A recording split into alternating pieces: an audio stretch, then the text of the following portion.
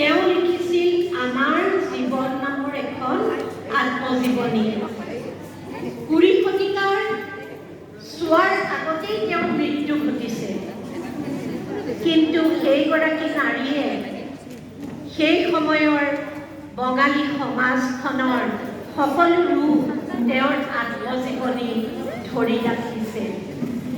নাৰীয়ে যেতিয়া আগতে পুৰুষে সৃষ্টি কৰিছিল সাহিত্য, কিন্তু তাত হয়তো কেন্দ্ৰীয় চৰিত্ৰবোৰ মহিলাই আছিল, কিন্তু ক'ৰবাত যেন পুৰুষসকলে মহিলাসকলৰ যি মানৱীয় দৃষ্টিকোণ বা যিবিলাক মানৱীয় দৃষ্টিভংগী বা তেওঁলোকৰ নিজা দৃষ্টিকোণ বা সমাজৰ যিবিলাক নিয়ম কানুনে তেওঁলোকক কাৰাবন্দী কৰি ৰাখিছিল, সেইবিলাক উপলব্ধি কৰা কিছু হয়তো ব্যৰ্থ হৈছিল।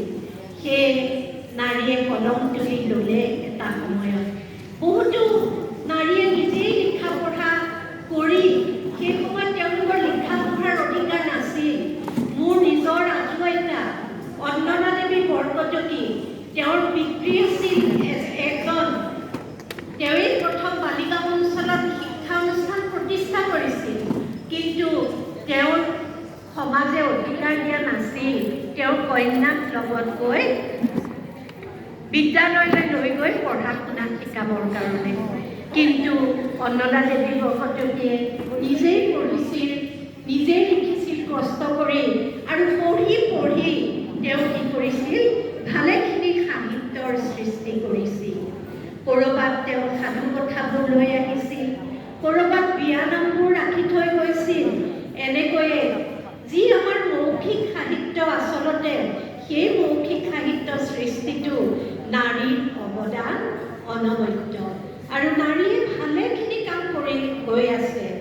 অসম সাহিত্য সভা 1917 চনত স্থাপন হৈছিল, কিন্তু 2015 চনলৈকে এই যে নাৰীৰ বাবে এটা বেলেগ অনুষ্ঠান বা বিশেষ এখন মঞ্চ প্ৰয়োজন, সেই কথা উপলব্ধি কৰিবলৈ প্ৰায় 100 বছৰৰ সময়ৰ প্ৰয়োজন হ'ল। অসম সাহিত্য সভাত এতিয়ালৈকে 2গৰাকী নাৰীয়ে সভাপতিৰ আসন অলংকৃত কৰিছে। এগৰাকী হৈছে নলিনীবালা দেৱী, যিগৰাকীয়ে নিজৰ সাহিত্য কীৰ্তিৰে পদ্মশ্ৰী উপাধি পাবলৈও সক্ষম হৈছিল বা সাহিত্য একাডেমী বঁটাও তেওঁ লাভ কৰিছিল। আৰু দ্বিতীয়গৰাকী আমি সকলোৰে চিনাকি ডক্টৰ নিৰ্মল প্ৰভা বৰদলৈ। এই যে 2গৰাকী সাহিত্যই, কেৱল 2গৰাকী লেখকেহে অসম সাহিত্য সভাৰ সভাপতিৰ আসন অলংকৃত কৰিবলৈ সক্ষম হৈছে, তাৰ অৰ্থ কিন্তু এইটো নহয় যে নাৰীৰ মেধা নাই, নাৰীৰ প্ৰতিভা নাই বা নাৰীৰ অনুভৱী সংবেদনশীল মন নাই।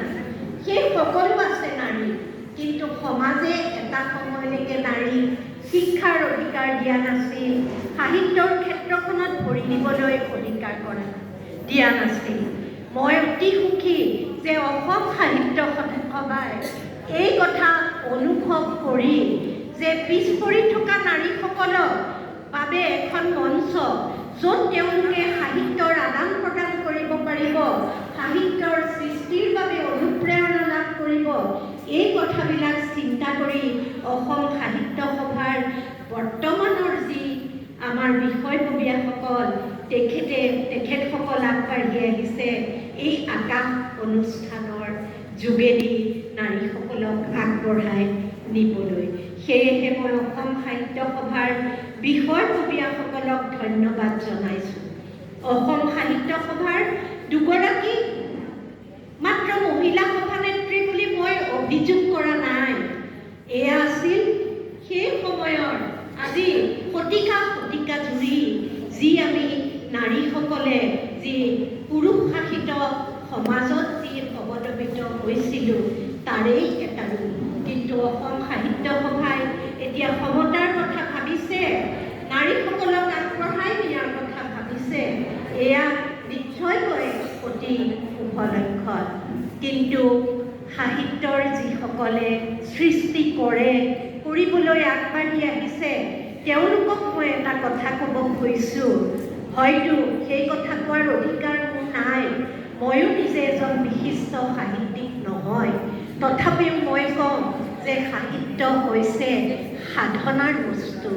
গতিকে অধ্যয়ন আৰু অনুশীলনেহে আমাৰ সাহিত্য পৰিপক্ক কৰি তুলিব।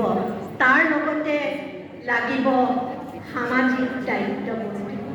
আৰু সাহিত্যই সমাজক যেনেকৈ প্ৰতিফলিত কৰিছে, সাহিত্যৰ যি সমল লেখকে সেয়া গোটাই সমাজৰ মাজৰ পৰাই, আৰু সাহিত্য সৃষ্টি হয় কেৱল সমাজৰ বাবে, সমাজক শুধৰাবৰ বাবে, অন্ধবিশ্বাসক আঁতৰাবৰ বাবে। সাহিত্যৰে আমাৰ সমাজখনক পুনৰ জীৱিত কৰি তুলিবৰ কাৰণে আমাক নিশ্চয়কৈ মহিলা সাহিত্যিকৰো প্ৰয়োজন। আৰু মই নিশ্চিত যে এই আকাশ নামৰ মঞ্চখনে সেই আমাৰ যি পৃথিৱীৰ আকাশখন তাক উৰিবৰ বাবে আমাৰ মানৱ জাতিৰ দুখনেই ডেউকা, এখন ডেউকা পুৰুষৰ, আনখন মহিলাৰ, আৰু এখন ডেউকা যদি ভাঙি থাকে আমি কেতিয়াও সেই আকাশত উৰিব পৰা নাই। আকাশে আমাক আকাশত উৰিবলৈ সক্ষম কৰক। আমাৰ মহিলা সাহিত্যিকসকলক নিজৰ যি সমাজৰ ৰীতি নীতি, সমাজ ভঙাৰ যি নিয়ম, সমাজক প্ৰশ্ন কৰাৰ যি কথা, এই সকলোবিলাক কৰিবৰ বাবে আকাশে সমৰ্থ কৰি তোলক আৰু তাত অৰিহণা যোগাওক আমাৰ সাহিত্য সভাৰ পুৰুষা ব্যক্তিসকলে। ভাৰ্জিনিয়া উল্ফে কৈছিল যে আমাৰ গ্ৰন্থাগাৰবোৰত তলা লগাই দিব পাৰি, গ্ৰন্থাগাৰবোৰ বন্ধ কৰি দিব পাৰি, কিন্তু আমাৰ মনৰ ভাৱ প্ৰকাশত কোনো দুৱাৰ, কোনো তলা বা কোনো গজালে বন্ধ কৰি ৰাখিব নোৱাৰে। আমাৰ মহিলাসকলৰ ভাৱ প্ৰকাশৰ যি ক্ষমতা, আমাৰ যি পুৰুষ মহিলা, আমাৰ শংকৰদেৱেও কৈ থৈ গৈছে যে আমি একেমতি হ'লেহে আমি আগবাঢ়িব পাৰিম সমাজখনৰ। আৰু আজিলৈকে যিসকল মহিলাই সমাজত আগবাঢ়ি যাব পাৰিছে তাৰ পিছফালে কিন্তু সদায় পুৰুষৰ শক্তি বিদ্যমান। ক'ৰবাত তেওঁলোকে স্বামী হিচাপে, ক'ৰবাত পিতৃ হিচাপে, ক'ৰবাত নাৰী হিচাপে, ভাতৃ হিচাপে, ক'ৰবাত সন্তান হিচাপে তেওঁলোকে সমাজৰ প্ৰতিবন্ধকতা ভাঙি নাৰীক আগবাঢ়ি যোৱাত সহায় কৰিছে। অসম সাহিত্য সভাৰ এই পদক্ষেপক মই সৰ্বান্তকৰণেৰে আদৰণি আৰু অভিনন্দন জনাই আজিৰ সভাখন উদ্বোধন কৰা বুলি ঘোষণা কৰি মোৰ বক্তব্যৰ ইমানতে সামৰণি মাৰিম।